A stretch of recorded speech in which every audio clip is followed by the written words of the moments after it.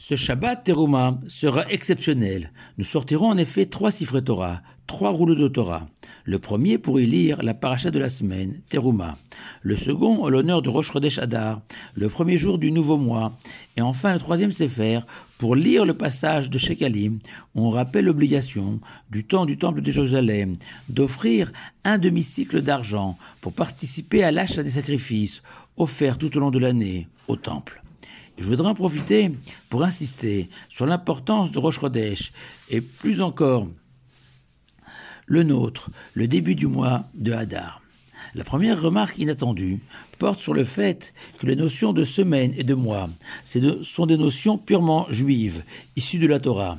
En effet, si 24 heures, un jour, correspond à la durée de la révolution de la Terre sur elle-même, et un an, 365 jours à la révolution de la Terre autour du Soleil, la semaine de 7 jours correspond uniquement aux 7 jours de la création décrite par la Torah, puisque nous savons que Shabbat, samedi, est la couronne de la création du monde.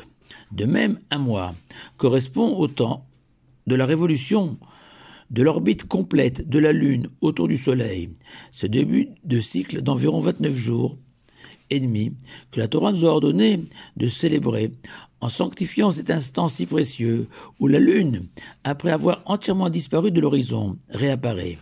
Et au tribunal de Jérusalem, du temps du Temple, les plus grands sages d'Israël proclamaient qu'officiellement la Lune était à nouveau visible et que débutait un nouveau mois.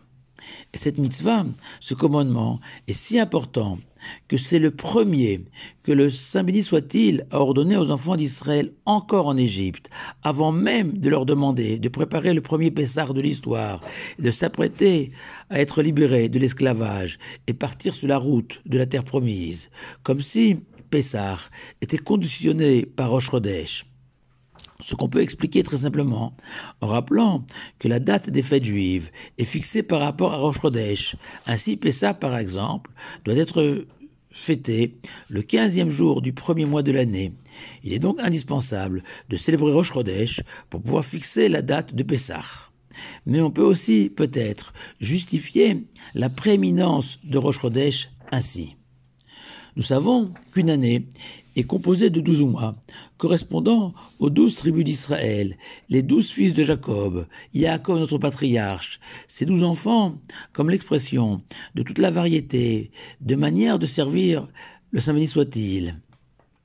Comme à la fois Yaakov et Moshe, notre maître, l'ont reconnu dans leur bénédiction, offerte à chaque tribu, selon son caractère, ses qualités naturelles, ses aptitudes.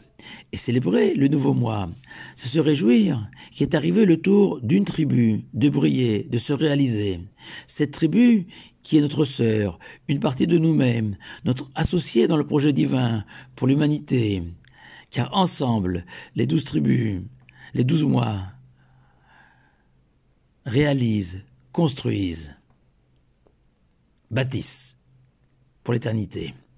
C'est la raison pour laquelle, même si Rosh Chodesh n'est pas un jour de fête à part entière, puisque nous marquons seulement l'avènement d'un espoir de voir ce petit croissant de lune grandir, tel le peuple juif, l'un des plus petits de la terre, croître, se développer, afin d'apporter au monde la lumière divine.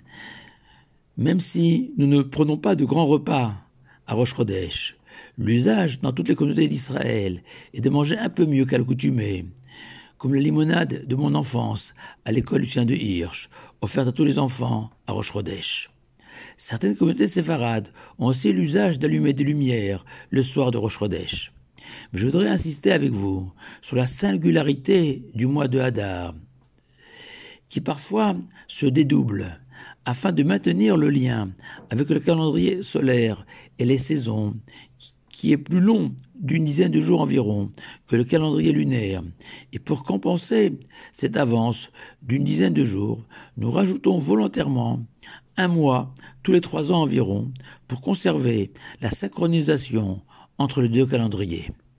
Il est possible de dire que le mois de Hadar correspond à Yosef, la tribu de Yosef, le fils préféré de Yaakov, qui méritera d'hériter de 2 parts au pays de Canaan. En un mot, de se dédoubler, comme le mois de Hadar, puisque Yosef est devenu Éphraïm et Menaché, ses 2 fils, qui sont chacun devenus une tribu indépendante. Par quel mérite? Celui du bitachon, de la confiance absolue, dont Yosef a fait preuve tout au long de son existence, confiance en Dieu, confiance dans son destin, confiance dans les hommes. Et même une fois, exilé en Égypte ou jeté en prison, Yosef n'a pas douté, au point qu'une microscopique fissure dans cette confiance a été durement sanctionnée par le Tout-Puissant. Yosef, telle cette lune qui s'éclipse pour mieux réapparaître, a semblé disparaître de la scène de l'histoire du peuple juif, oublié de tous au fond des geôles égyptiennes, pour finalement renaître et atteindre la cime de la royauté, comme la lune au milieu du mois. C'est dans ce sens qu'il faut comprendre le fameux dicton Mishinichnas Adar, Marbim Besimcha, que lorsqu'arrive Adar, la joie va grandissant. La joie évoquée par nos sages n'est pas liée à une blague, une vidéo ou à un short dont les jeunes raffolent tant. Non. La joie du mois de Hadar, c'est celle de Yosef, celle de Esther de Mordechai, les héros de la Megillah de Purim, confiants de l'issue heureuse de notre histoire.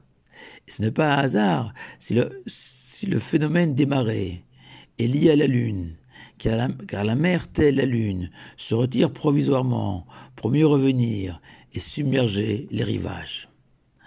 Dans une célèbre chanson française, la Lune passe pour être indifférente aux souffrances de la terre.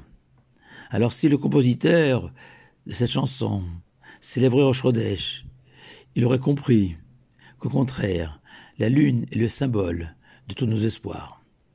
Shabbat Shalom et Chodesh Tov à vous tous.